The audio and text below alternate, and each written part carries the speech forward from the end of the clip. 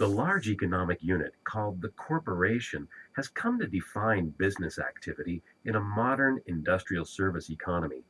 Even a mid sized corporation employs thousands of people, serves hundreds of thousands of customers, and controls assets and does business amounting to several $1 million. The growing power of corporations has brought increased intervention by the only body with sufficient strength and scope to match corporate power.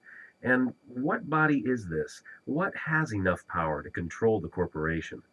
The government. Yes, the federal government. The economic role of the government has grown tremendously over the past century as more and more corporate activities have come under regulation. Why has this happened? Well, to prevent fraud against stockholders, for one thing. Also, to protect customers from fraud, like false advertising. To protect the workers. For example, laws against child labor and unsafe working conditions. Yes, these are all reasons why we have government regulation of business, not just in this country, but in most advanced industrial and service economies. Governments have taken on an increasing role in economic affairs.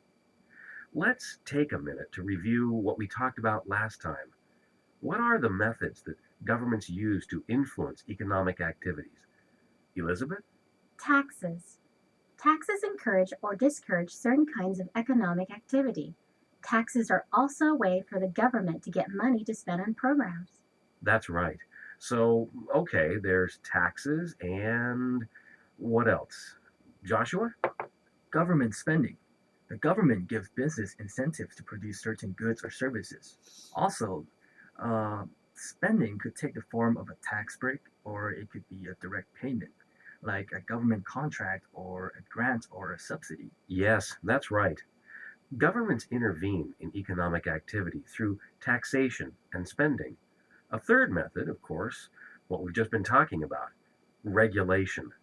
There's been a tremendous increase in the laws and regulations governing the economic affairs of complex societies like ours.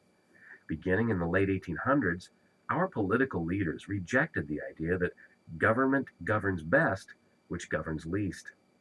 The government started to use its power to police the economic system.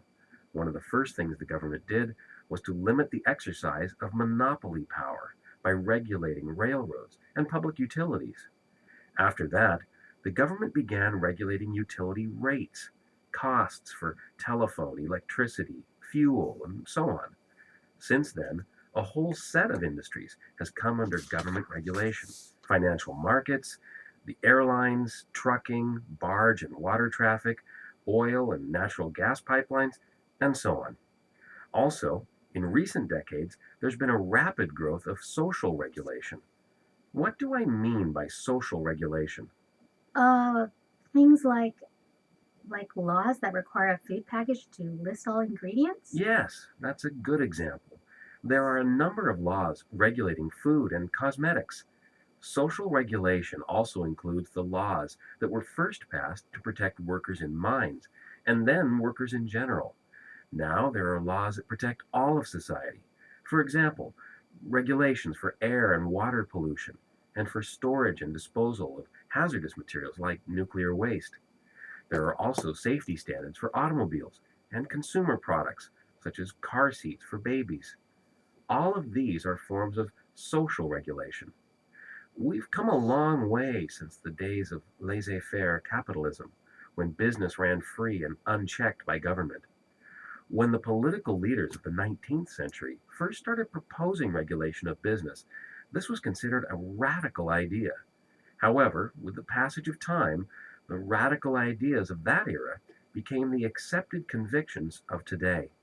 The general public has come to accept and even expect these limits on capitalism. The large